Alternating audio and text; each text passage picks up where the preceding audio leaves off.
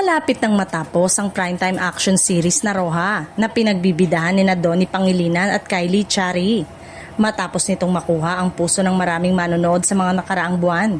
Sa kasalukuyan, patuloy na umuusbong ang kwento ng serye, puno ng aksyon at matinding eksena. Ngunit, abala na rin ang mga taga-network sa paghahanda para sa bagong serye. Ayon sa mga balita, ang serye ng Blood vs. Duty na pinagbibidahan ni Gerald Anderson at Richard Gutierrez ay nakatakdang pumalit sa timeslot ng Roja sa primetime. Kasama rin sa serye sina Bella Padilla, Barbie Imperial at Baron Geisler na magdadala ng bagong aksyon at intriga sa mga manonood. Sa pre-production ng palabas ay kasalukuyang isinasagawang kabilang ang script reading at look test ng mga artista.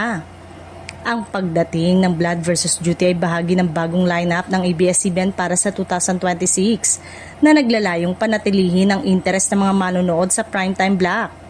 Kilala ang network sa pagpapalabas ng serye na may matitinding aksyon at drama, kaya inaasahan na magiging malaking hit rin ang bagong palabas sa mga tagahanga ng genre.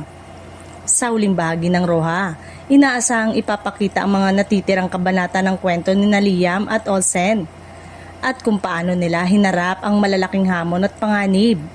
Ang paglipat sa bagong serye ay nagbibigay daan para sa mas sariwa at kapanapanabik na mga eksena, pati na rin sa mas malaking ensemble cast na magpapasigla sa primetime lineup.